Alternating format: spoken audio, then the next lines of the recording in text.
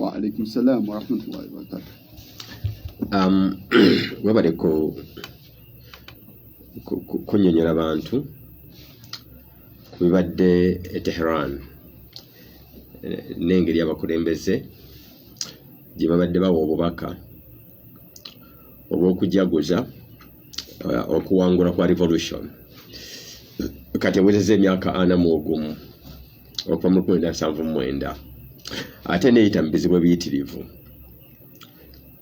nga n'omu ku baana abagirwanirira kubanga revolution ya Iran ey'obusiraamu okusinga yalwanirwa abaana bato be bakkanga ku nguudo ne beediima omukulembeze n'attako basse n'akoowa paka Imam Khomeini yali mu exile lwe yagamba nti kangende nfe n'abaana abato ab'eggwanga lyange abamalwawo omusibira mu bbwa kangende atandike nange antwaliremu ng'alaba obulamu tebulina makulu ng'abaana ba Iran bafa okuggwaawo ng'ate gwe bakkirizaamu ali bweru n'akomawo mu kkomawo abakulembeze kyaba zitoowerera ebbugumu lyeyongera nnyo ng'ayogera ddala ng'ali ddala wali ku kizigo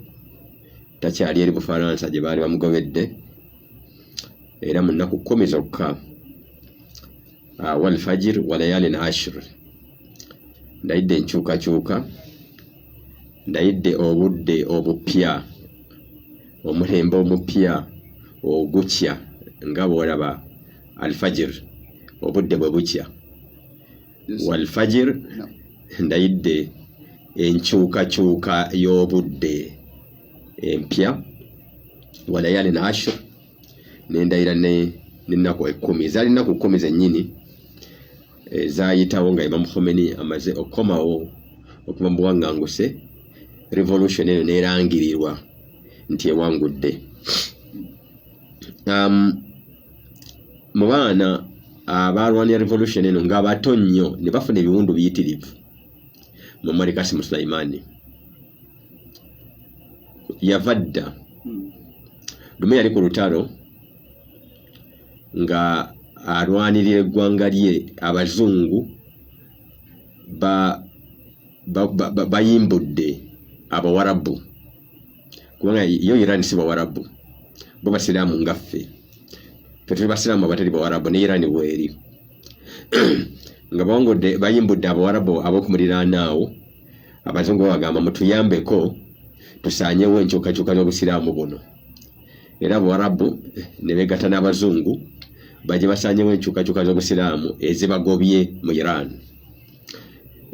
Iraq yali yakumwanjo nnyo kubanga erina ensalo nnene ne Iran okuba nti ewendulwa bano bonna abasigadde bakuwaiti ba Saudi Arabia ne bateekayo ssente mpitirivu ezigula emmundu Iraq zenerwanyisa okusaanyaawo revolution y'obusiraamu empya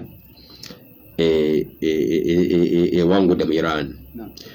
Mu ggwanga eryo okwerwanako okumala emyaka 8 kye bayita 80 year sacred war of defense.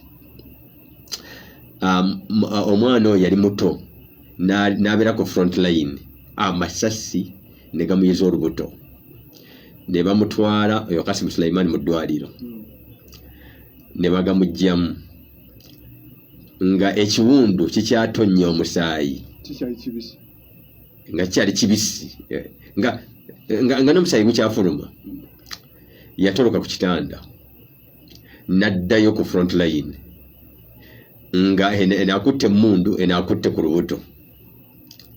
Okuva eyo ne beetegereza omwana ayeemalamu yenna ateerabawo ng'eggwanga lye senga eggwanga lye liba lirumbiddwa senga enzikiriza yaalyo n'engeri gye lyagala lifugwemu biba birumbiddwa omuntu agobeddwa wano awendudde ne banneiba Iran beetekolangako mutawaana gwonna ne bajja ne bagirumba mu kaseera ako akazibu. Omwana yalaba nga n'okwebaka ku kitanda nti ajjanjabwe abanga oba amala obudde ng'ayagala afe ng'abalala bwe bafa ayagala abeere mulambo ng'abalala basituddeyo nga mirambo ne batwala mu ggwanika nga kyekyo kyayagala. Oyo omwana yafuuka selfless Qasim Suleimani nga teyeerabawo ng'ayagala eggwanga lye n'enzikiriza zaalyo n'engeri gye lyayagala lifugwemu enzikiriza z'ebyobufuzi lye liba liwona ye afe era bw'atyo bwawangadde paka ku nkomerero ekiyasabwanga. Olwaleero nga bajaguza emyaka 41 ziweze ennaku 4 kasookanga Qasim Suleimani emmotoka ye ekubwa zibbomu ezikubiddwa okuva mu bwengula ne zimusaanyaawo yenna ne bakuŋŋaanya bufiififi na bisiriiza ne bafuna obuzibu bunene nnyo okubyawula ku bya munne bwe baali. Juze ennaku 4 kakati nno ate era olwaleero wabaddewo ndowooza omanyi kibayita edduwa ya 40 yeeyo esabwa abagimanyi n'abamanyi obukulu bwayo ne basabira omwoyo gw'omugenzi nga wayise ennaku 40 kasookanga afa. Ekyo nno kirina amakulu eri abakitegeera n'abategeera ebya Katonda. Bva kuba tategeera bya Katonda, bva kuba tategeera lugendo lwa kufa. Abatabitegeera zena 40 tebazimanyi. Mpozi bakifunira eyo. Bakifunira eyo nti kye baaleka balaamye nti nze saagala kino ate batuuse eri nga kyekituufu. Ate batto bano nabo abakutte ekirambo balwa okutegeera nti oli alimira ng'akaaba, oli yagaana nti nze tewabeerawo kunsabira n'ezo ennaku 40 sina kyenzeetaagako. Ennaku 40 Nabbi Musa ndowooza kiwulira yagenda okusinkana Mukama Katonda. Mu kusinkana Mukama, okusobola okusinkana Mukama ng'alina okusiiba ennaku Qur'ani wa idh wa'adna Musa 30 layla wa atmamnaha bi'10. Twalaganyisa Musa ennaku ebiro 30 bwe byayitawo olw'okwagala okuba nti nno afuna amaanyi agasinkana Mukama. Mungu n'amugamba nti ayongereko ennaku 10. Ennaku 10 wozongera ku 3 ziba mmeka? Ziba 4. Era we ennaku 4 bwe zaawera n'afuna ebisaanizo ebisinkana Katonda. Kati gwe tokimanyi nti okusinkana rajiuna okuddeho Katonda kikwetaagisa ebisaanizo by'ennaku 40 gw'omanyi obutamanya Qur'ani kyetegeeza kati gw'omanyi. Era nga Musa Nabbi Isa agenda okuyita mu bizibu bye yayitamu, Katonda yasooka kumutegeka na kusiiba nnaku 4 n'asobola okubiyitamu nga bwe bimanyiddwa.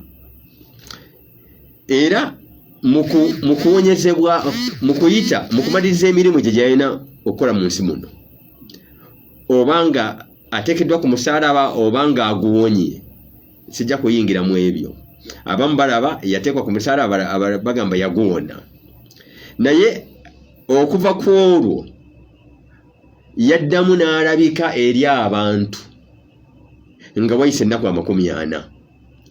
Era ekiyitibwa okulinnya kwe mu ggulu yalinnyayo nga wayise ennaku 40. Eyo y'enkola ya Mukama gw'atagyagala gw'omanyi. Erudda wabeerawo eddowa eri bano abakyali abalamu.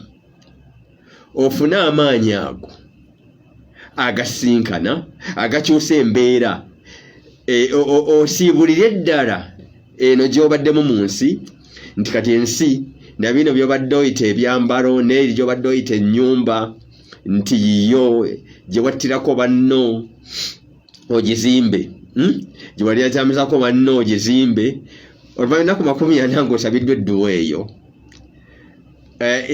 ekyo n'okisuubula nti tekikyali kikyo n'okwata n'ofiitinga mu bulamu obulala kati oba tokwatiddwako